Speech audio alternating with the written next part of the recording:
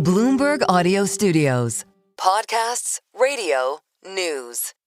Well, the latest tariff threats from the US president are casting a shadow over the start of the World Economic Forum in Davos. European leaders are due to meet now later this week to discuss their response, which could include placing limits on market access for American companies. Let's discuss now with Michael Lohan, the CEO of IDA Ireland, the government agency charged with attracting foreign direct investment, who joins us from Davos. Michael, good morning. How worried are you about this latest escalation of tensions between the US and Europe? Good morning, Stephen. Yes, I think the last 48 hours have certainly brought another level of uncertainty for global trade and for international companies.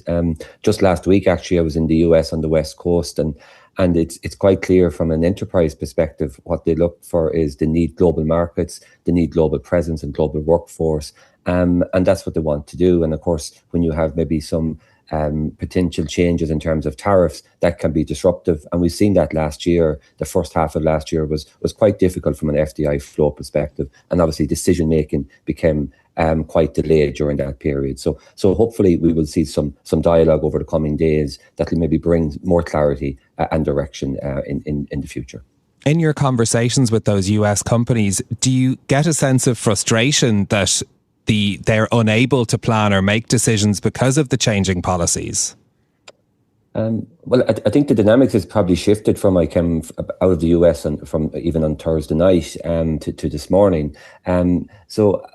Last year, obviously, we know that there was delays in the first half of the year in terms of decision making. That actually moved. I think companies found paths, and again, decisions have to be made in order to support innovation, in order to serve markets.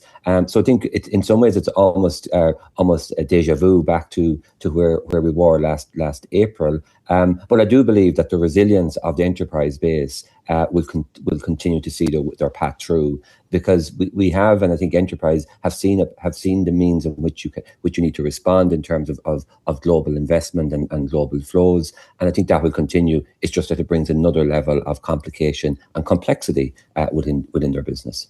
We're waiting to see how exactly Europe will choose to respond to this. France wants the EU to consider using the anti-coercion instrument, which could include measures like limiting market access for American companies. How damaging could that be for Ireland, given the large amount of US investment there?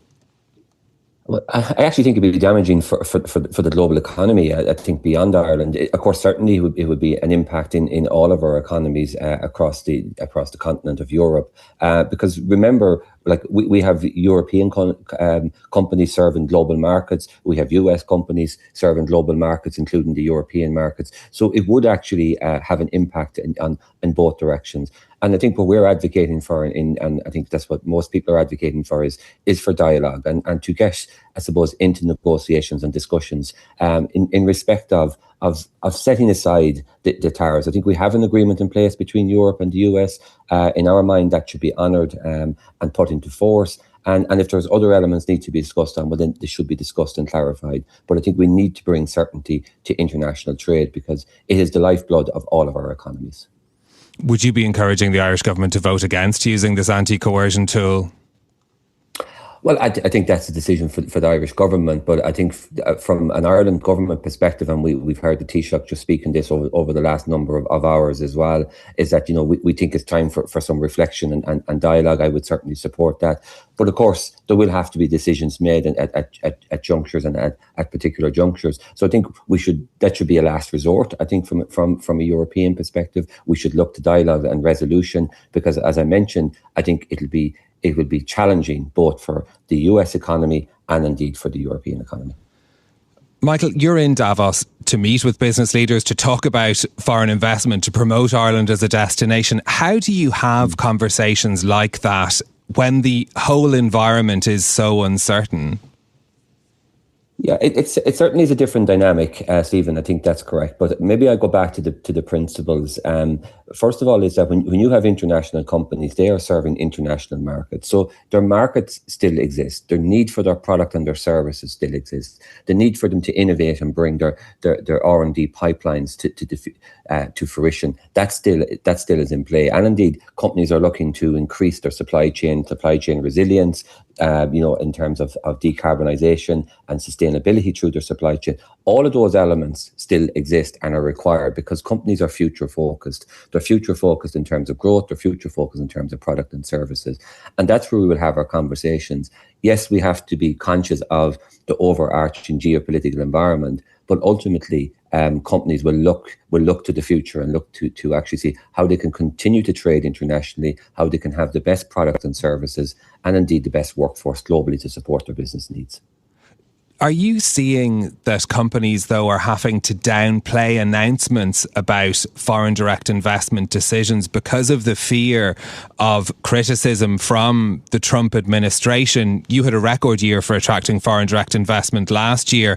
Are companies, though, trying to keep it quiet about some of the investments they're making?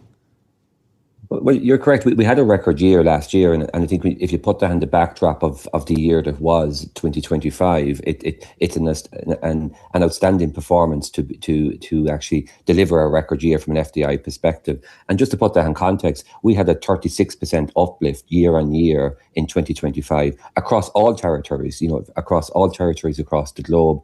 And what really was impactful in that is that maybe I'll just speak to three areas. First of all, first-time investments into Ireland continue to remain strong. So 25% of our investments, or almost 80 investments, were first-time investments into Ireland. The second area was innovation and R&D. Really strong, 2.5 billion supported last year through the IDA in terms of R&D investments. And the third area was a real focus on transformation and upskilling of the workforce. We supported almost 34,000 people in the Irish workforce to be upskilled last year. So we're seeing companies continue to be that future focus. And just on announcements, just last Friday, actually, we had an announcement with Qualcomm actually expanding their operations in Ireland, and that's on semiconductor design. So yes, investments continues, announcements continues, but I think companies are also very conscious of the world in which we now reside.